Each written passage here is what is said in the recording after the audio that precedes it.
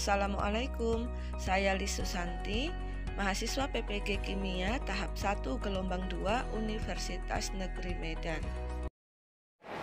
Assalamualaikum warahmatullahi wabarakatuh. Waalaikumsalam warahmatullahi wabarakatuh. Selamat siang anak-anak. Siang, Bu. Bagaimana kabar kalian hari ini? Baik. Baik. Sebelum memulai pembelajaran, pimpin doa. Duduk siap, gerak. Doa mulai. Doa selesai. Baik, Ibu absen dulu ya. Ahmad Ega Saputra, Ibu. Ahmad Arifin, Aksay Fernando. Ya, ada semua ya nak hari ini ya. Agar lebih semangat pembelajaran kita hari ini, kita nyanyikan dulu satu lagu wajib nasional ya, yaitu lagu Satu Nusa Satu Bangsa. Udah semuanya? Oke. Marilah kawan-kawan kita menyanyikan lagu Satu Nusa Satu Bangsa. Satu Nusa, satu bangsa, satu bahasa kita. Baik anak-anak, untuk hari ini siap belajar? Siap belajar ya. Oke, kemarin sudah Ibu kirim materi pembelajaran ya melalui grup WA ya. Ya sudah buka, sudah baca kan pasti? Ya, tentang materi asam bahasa ya, tentang asam bahasa. Oke, Ibu tanya nih, kalian ada yang pernah minum jeruk nipis? Pernah. Apa rasanya? Asam. Pernah merasakan sakit mah tidak? Pernah. Pernah. Rasanya gimana kalau sakit mah itu? Sakit. Perutnya perih. Iya. Perutnya perih. Kalau sakit mah tadi harus minum obat apa? Harus minum obat Roma. Roma salah satunya. Nanti setelah kita belajar pada hari ini, ya, kita akan mengetahui apa yang harus dicapai ya oleh kalian. Ya. Yang pertama, setelah pembelajaran hari ini, kalian mampu memahami konsep asam basa menurut Arrhenius, Bronsted-Lowry, Lewis, dan konsep pH Larmor. Kemudian yang kedua, setelah pembelajaran, kalian itu mampu menuliskan persamaan reaksi asam basa sesuai dengan teori asam basa dengan benar. Ya, itu harus benar ya. Kemudian kalian juga diharapkan mampu melakukan praktikum asam basa dengan menggunakan indikator universal dan bahan-bahan yang ada di lingkungan sekitar kita dengan baik. Ini Ibu cek dulu ini sudah duduk sesuai dengan kelompok yang Ibu bagi lewat grup? Sudah. Perhatikan slide berikut. Nah, ini gambar apa ini?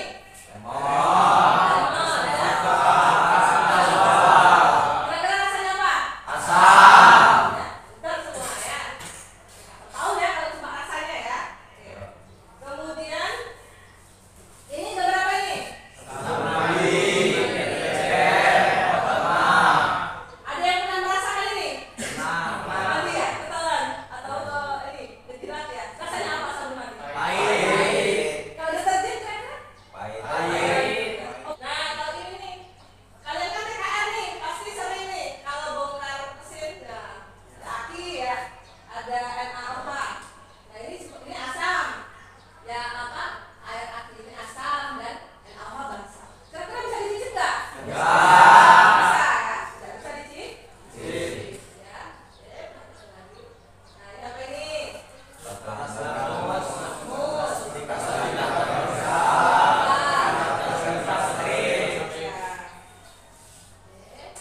Kemudian, nah ini apa ini? Nah, jadi ingat tadi dari step pertama sampai slide ini yang Ibu tayangkan. Ingat. Nah, sekarang Ibu beri waktu untuk membuat pertanyaan. Bu, kelompok 2 ingin bertanya, Ya, silakan. apakah kita bisa mencicipi suatu zat untuk mengetahui sifat asam atau basa?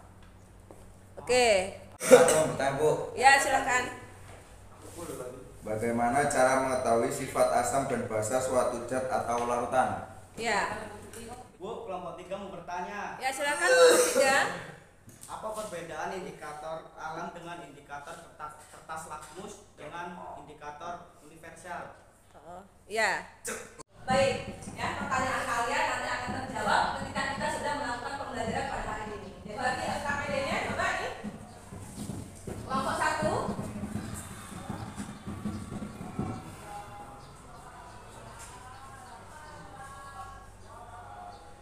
Kelompok 2. Ya, kelompok 2. Ditaruh di meja ya. Kelompok 3 ya. Oke. Sekarang kalian perhatikan yang ada di LKPD kalian. Pertama kalian harus baca petunjuknya dulu. Nah, jadi hari ini kita akan melakukan praktikum atau percobaan asam dan basa. Di situ ada percobaannya, ada tabel hasil pengamatannya, ada soal-soal yang harus kalian kerjakan. Ya, sudah siap? Ketua kelompoknya silakan ambil alat dan bahan. Ya.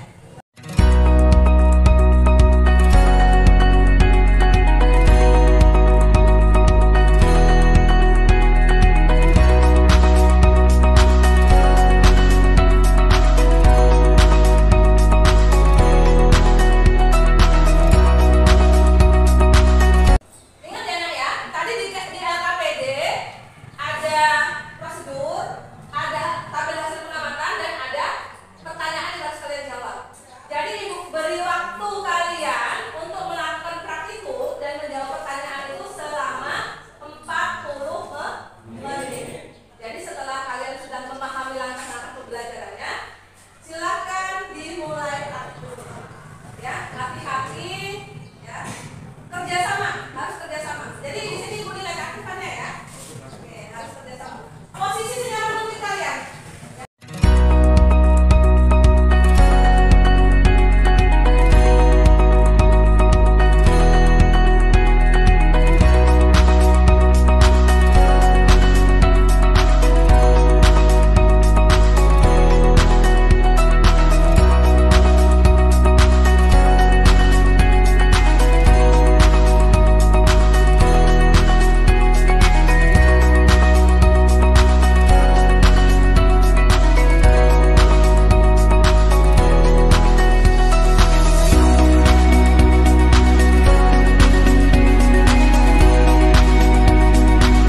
Oke, kelompok 2 sudah selesai melakukan praktikum. Datanya sudah ditulis semua?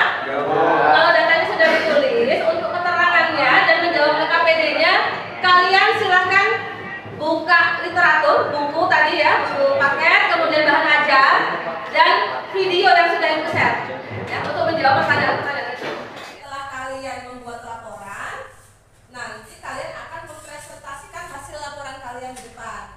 Ya, sudah siap semua? Boleh menggunakan PowerPoint, boleh membaca langsung ya dari hasil laporannya, ya boleh. Jadi siap untuk bikin laporan? Siap, Bu.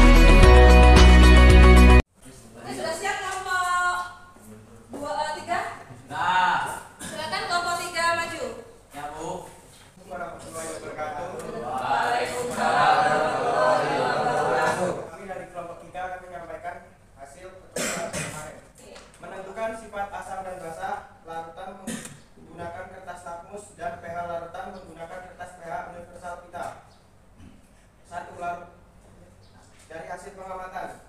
Larutan NaOH lakmus merah menjadi biru, lakmus biru menjadi biru. Indikator universal pH larutan yaitu 11. Keterangan basah. Larutan HCl lakmus merah menjadi merah, lakmus biru menjadi merah. Indikator universal pH larutan 1. Keterangan asam. Yang bertanya.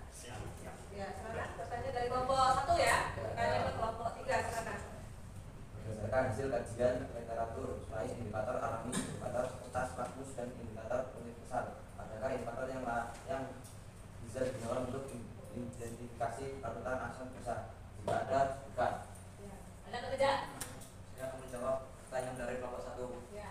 Ada, yaitu indikator bahan kimia seperti metil, hingga metil merah, granismol biru, F, fenolftalin, dan lain-lain. Jadi bisa menggunakan indikator lain selain indikator alami tadi seperti yang sudah disebutkan oleh kelompok 3. Sekarang untuk kelompok 3.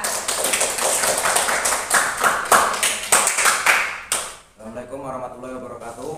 Waalaikumsalam warahmatullahi wabarakatuh. Kami dari kelompok 1 akan menyampaikan hasil diskusi dari kelompok kami, yaitu hasil pengamatan larutan asam basa. Yang pertama, larutan NaOH bersifat basa, dan larutan HCl bersifat asam, dan larutan garam dapur bersifat netral, larutan juga bersifat asam, air deterjen bersifat basa, obat mah bersifat basa, minuman berkarbonasi bersifat asam, dan air mineral bersifat netral. Pada percobaan pertama, larutan uji diidentifikasi menggunakan kertas lakmus merah dan lakmus biru. Larutan uji yang digunakan adalah larutan NaOH, larutan HCl, larutan garam dapur, larutan juga, air deterjen, obat emak, minuman berkarbonisasi, dan air mineral. Terbukti jika suatu larutan bersifat asam, maka akan memerahkan kertas lakmus. Lakmus merah akan tetap merah dan lakmus biru akan tetap biru. Jika suatu larutan bersifat basa, maka akan membirukan kertas lakmus. Lakmus merah menjadi biru dan lakmus biru tetap biru. Dan jika larutan bersifat netral, maka tidak mengubah warna kertas lakmus. Lakmus merah tetap merah dan lakmus biru tetap biru. Pada percobaan selanjutnya, larutan uji diidentifikasi menggunakan kertas indikator universal. Terbukti jika larutan yang bersifat asam akan menunjukkan pH kurang dari 7, larutan basa pH-nya lebih dari 7, dan larutan netral memiliki pH sama dengan 7. Sudah jelas? Jelas. Teman-temannya sudah jelas semua, jadi tidak ada yang bertanya ya? Ya. Baik, kita beri tepuk tangan untuk kelompok 1. Ya, untuk pembelajaran pada hari ini. Kelompok 1 tadi untuk memberikan kesimpulannya. Kesimpulan pada hukum pembelajaran hari ini adalah yang pertama, untuk mengetahui sifat asam dan basa suatu larutan dapat menggunakan indikator alami maupun indikator buatan. Ya. Yang kedua, kertas lakmus merah dan kertas lakmus biru akan berwarna merah dalam larutan asam, berwarna biru dalam larutan basa, dan tidak berubah warna dalam larutan netral. Berdasarkan hasil percobaan, larutan yang bersifat asam adalah larutan HCl, larutan cuka, dan minuman berkarbonasi. pH yang kurang dari 7. Larutan yang bersifat basa adalah larutan NaOH, larutan detergen, dan larutan obat mah. pH-nya lebih dari 7. Larutan yang bersifat netral adalah larutan garam dan air mineral. pH-nya sama dengan 7. Oke. Sudah? Nah, jadi itu kesimpulannya dari pembelajaran kita kemarin dan hari ini ya, hasil praktikum dan hasil diskusi dan presentasi kalian pada hari ini ya. Baik, untuk selanjutnya Ibu bagikan angket motivasi kalian selama pembelajaran kemarin dan hari ini ya. Kalian isi di kolom jawaban ya. Ibu kasih waktu 2 menit.